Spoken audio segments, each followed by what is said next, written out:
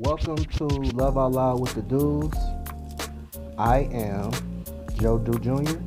Have my lovely wife, Amani Do. This is episode 1. We're going to just give you guys a backstory on how we met. What? Okay, we met at Eastern. So Eastern Michigan University. So I ended up coming to Eastern, which would be sophomore year of college, and my roommate was actually talking to Joe's roommate. If you know me at Eastern, I spent like every single day in my room, either studying or I was at work or down at the eateries, but that was like my entire life. So she had asked me a couple times, like, you should come over to their room. And I was like, no, it's okay. I'm good. And this one day I was just super bored. So I was like, oh, I will oblige you to go over to their room. And there was no one there. It was just me. She was there with the guy that she was talking to. And they had like a common area in their room. So on one side of the room, it was bunk beds with a closed door. There was a common area, and then there were another set of bunk beds with a closed door. So I sat in the common area, and they had a video game. And I knew how to play video games because I grew up with majority all brothers. So I just turned on the game and started playing Call of Duty. And Joe walked in the room, and you can take it from here. I'm like, what you know about video games? And she was like, yeah, I know how to play. So I said something slick to her. I don't remember exactly what I said, but it really was me shooting my shot, and she was not going. It was not going. So she ain't give me the response or in the vicinity of the response that I thought I was gonna get. So I just kept it pushing. What you want me to do? I tried, didn't work, and kept on going. So because of this dynamic, we would often hang out together. Like, for instance, I would come over to the room, we would all hang out, play video games, or we would go out to like the movies, arcades, and things like that. At the time, I had a boyfriend, so I wasn't stunting Joe, the situation, any of it. He was just somebody that I was hanging out with amongst the other people that we were hanging out with as well. Yep. And I don't know how we exchanged numbers, but we did. And I kept it respectful because I already shot my shot once and then it didn't go well, so I just kept it respectful. But she would Ani would call me to pick her laundry up. So her dorm was across the street from mine, so it was like a 3-minute walk. She would only call me when she was going home for the weekend and needed me to take her laundry to the curb. That's all we had to talk about. And so I already knew once her name popped up on my phone that that's what it was for. But I did it anyway because I'm someone who loved to help. So she needed help, I helped. Just being a gentleman. But I would go ahead. And you just weren't someone that was pressing.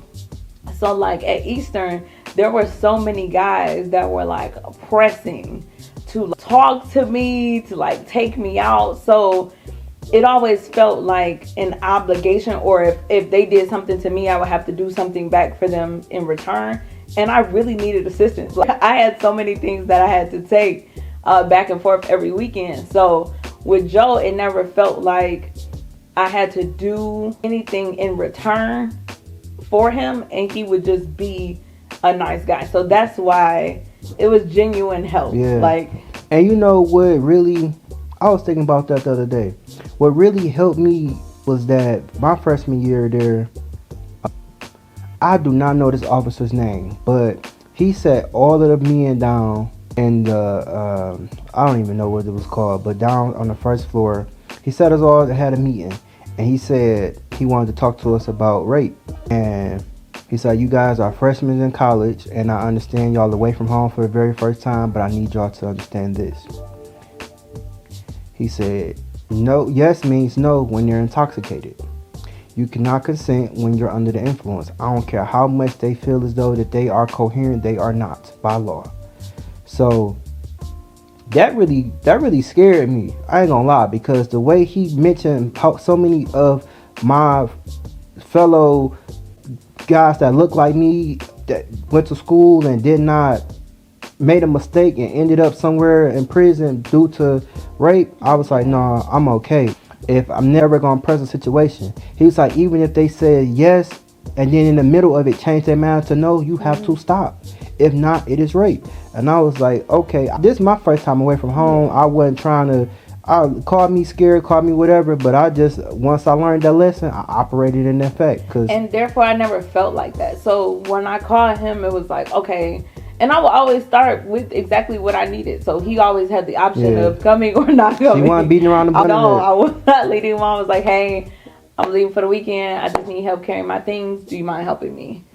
Yes, no, but I was okay either way. I was gonna. And for me, I'm like, I always been genuine. This is who I am. So I'm like, let me help her. I get to at least have a conversation with her. I'm gonna ask questions. So I'm at least, the questions I'm asked is not gonna be trying to get on, but it's gonna be more so trying to figure out what her mind like. So I asked a question. We had a conversation, and then all right, talk to you later. Then she may call me again once she got back. Like, hey, can you bring my clothes from the car up to my dorm room? No problem. All right, have a good day. But it wasn't me trying to press her, but I enjoyed her smile. I like seeing her. So I'm like, if that's how I gotta see her, then I'll just see her that way. And then that happened for the school year. Then we went home. We went home for the summer, and I went back to what my normal was, chilling with my granddad, working on cars. So one day in the summer, I actually called Joe, and this is so funny. I actually pretended to be inebriated, and I asked him questions that I needed to know about him. Questions that some people would really fail this test. This was a test that I would do. Some people would really fail this test because they would say things in order to try to get with me or sleep with me or different things like that because they thought I was under the influence. But I pretended to be inebriated, and I had a conversation with Joe, and his response was all concern. Are you okay? Where are you? I'll come to you. I'll make sure you're okay. How far are you from home? His was all concern. And at this time, my boyfriend and I had separated. And this was during the summer. And after that night, we actually, did we hang out that night? No. We didn't. After that night, how did we come to hang out? I can tell you. So, now me just saying this out loud, that really helped me understand that lesson that he gave me freshman year of college, prepared me for that situation there. For sure. Because yes mean no. So, we wound up hanging out because what I found out eventually was that I passed the test. So now you knew you was able to comfortably hang around me without concern because you understood what my heart was like. For sure. So then she called me again, I think the next day or something, like, hey, you want to hang out? And then I'm like, yeah, like, pull up to my granddad's house. My granddad's house was the place to be because multiple cousins stayed there at different times in our lives. It's a family trade to auto mechanic is a family trade. So we all learned at one point in time how to do something on the vehicle. So it was at any given time it could be 5 to 7 people at my granddad's house. For sure. So it was no issue. And then my granddad loved everybody. So come pull up, he gonna talk his little mess, but it's all gonna come from a love, genuine place. So then we hung out. We wound up sitting in the car and just talking. We got to the point where we were just talking. Street lights came on. We just talking.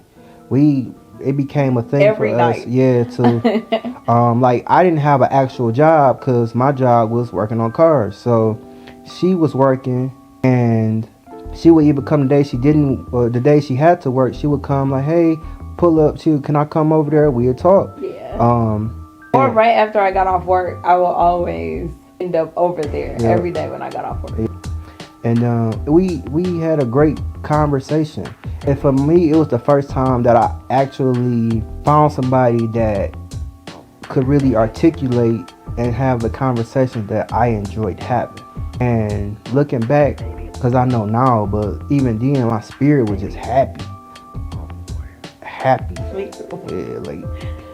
It was easy. It was smooth. It was simple. Yep. It got to the point where my granddad got tired of us sitting outside under the street light. He was like, I know y'all all right, but just come in the house. He invited her in. I ain't have to ask. He like, just come on in, because y'all be out there all night. And this in Detroit, we ain't even have care enough to be like, you should be out here in the nighttime. We literally sat under the street light for hours till like 3-4 in the morning. It was at the point where my dad would call like, hey, where are you going? When are you coming home? How long you think it took before you told me how close your dad stayed to my granddad? A little while. She had me thinking that she was 30 minutes away from my granddad. So she would leave and like, hey, can you talk to me on my way home? Sure, no problem. Make sure she get home because it's late. She then took a shower, put on her pajamas, got in bed, still talking to me, all within 15 minutes. I think it was probably about 2 months before I knew. It wasn't that long. Maybe like 3 weeks. 2 months. Maybe like 3. I was still feeling you out. Like, we had just really met each other. I was still feeling you. Wow, I didn't want you to necessarily know where I laid my head. Just, you know, we were getting to know each other. So Joe thought I lived like 15-20 minutes away. And crazy enough, his granddad and my dad actually stayed a minute and a half, 2 minutes away from each other. So the time where I called Joe and I'm like, hey, let's hang out. He like, oh, okay, I'm going to send you my granddad's address. I put it in the GPS and it literally says 2 minutes away. And I was like, huh. Yeah, she told me, she was like, one day she was getting off work. She called me. That's how it happened. She was getting off work one day. So like, let's hang out. And then I'm like, all right, I'm going to text you the address. She was taking the same route home and realized that my granddad stayed that close. And I was like, man.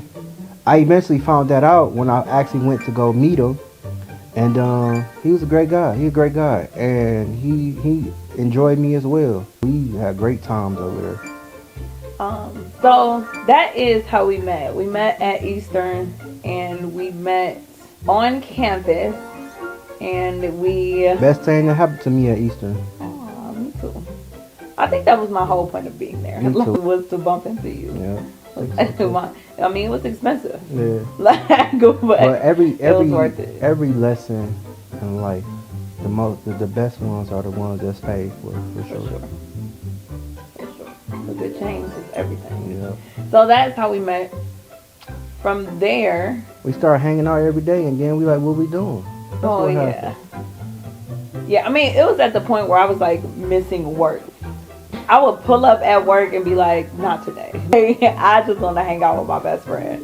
And would leave work and we would just hang out all day. And it was at the point where we were either at my dad's house or we were at Joe's granddad's house. So I was like, we have to get a place. We have to find our own place where we can both be together all of the time. And we... No, that ain't. That's where we went. You was like, you know what? I'm about to get me a place. That's what it was. Keep it 100 on this. Yeah. Well, jog me then. Yeah, because she was like, I'm about to get me an apartment. I'm like, okay. Got her an apartment. Is that what happened? Yeah. And then she was like, oh my God, I think I hear something. You remember that, don't you? She was like, can you come over here? So then I came over there and I stayed with her because she's scared. I forgot all about it. And then got to the point where she's scared every day. So now I'm like... Because it's like, what's the point? We literally hang out with each other every single day. So if you over there and I'm over here, it's just a lot of wasted gas at this point. Yeah, well, that's what happened. Then we moved in together. Did not care about going back to Eastern. And we got jobs. So crazy. Yep, that's what happened. That's so crazy. Yep. We're going to talk about this in another episode, but right after we moved in, we both lost our jobs. Yep. Not because I was missing work. No. It actually had nothing to do. No. This was actually another job. And disclaimer, the fact that she was missing work is not an issue because she was the top saleswoman at her job. So it wasn't an issue for her. Sure. She has a lot of flexibility. She's been a top saleswoman everywhere she's been. So the perks of being top is different than not being at the top. So. But right after we moved into our apartment, you lost yours first, and then yeah. I think I worked there about another 6 months, I think, and then I lost mine. That was crazy. Yeah.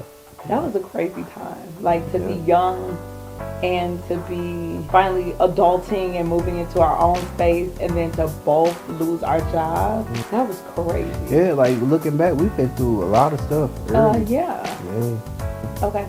All right, and don't forget to like, comment, and subscribe so you can know when we are posting our next video. And I think we're gonna be doing this every week, so we'll be keeping you guys updated on what that day is.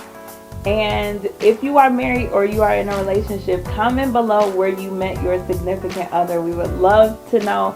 And if there's anything else that you would like for us to dive in on or talk about, we would love to hear that as well. All right, until next time. Peace. We appreciate you all for joining us today, rocking with us. Yeah. Loving out loud with us. We ask that until the next time you see us, you protect your ears.